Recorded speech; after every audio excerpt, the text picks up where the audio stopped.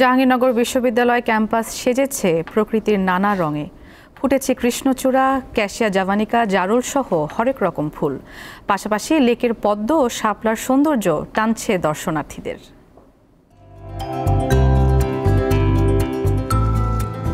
সারি সারি কৃষ্ণচূড়ার গাছ স্বাগত জানাচ্ছে সবাইকে।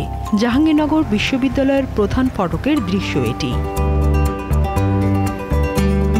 বিশ্ববিদ্যালয়ের শহীদ মিনার এলাকা, চৌরঙ্গি, বেগম খালেদা জিয়া হল সহ বিভিন্ন সড়কের সামনে এটি শোভা পাচ্ছে, যেন কৃষ্ণচূড়া দখল করে নিয়েছে পুরো ক্যাম্পাস।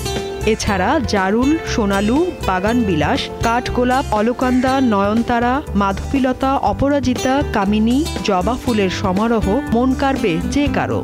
ওখানে কৃষ্ণচূড়ার গাছ আছে, জারুল ফুল দেখলাম, মাটিতে পড়ে আছে, ভালো লাগলো। এই যে কাঠগোলাপ নিচে কিছু।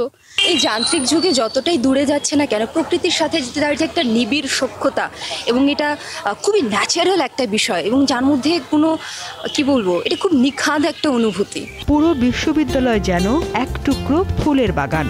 ফুলের পাশাপাশি পরিবহন চত্বর সংলগ্ন দুটি পুকুরে লাল শাপলা, চৌরঙ্গীর পদ্ম পুকুর, জহির রায়হান মিলনায়তন কেন্দ্রের পুকুরে ছেয়ে গেছে লাল পদ্মে। কাঠগুলো ফুটেছে, সুন্দর কৃষ্ণচূড়ায় লাল ফুল উঠেছে। বিশ্ববিদ্যালয়ের ছাত্র ছাত্রী যারা আছেন তারাও আসলে এই সময়টার অপেক্ষায় থাকেন যে ক্যাম্পাস আসলে নতুন করে সাজে আর কি নানান ফুলে।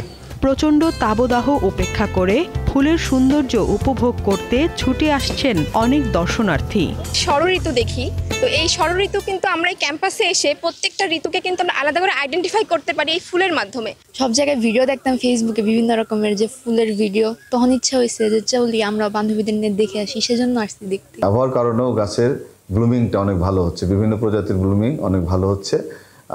লাগানো উদ্ভিদ ছাড়াও অনেক প্রাকৃতিকভাবে জন্মানো উদ্ভিদগুলোর মধ্যে ফুল ফুটছে, যার ফলে ক্যাম্পাস এখন অনেক সতেজ মনে হচ্ছে এবং অনেকের কাছে অনেক আকর্ষণীয় মনে হচ্ছে।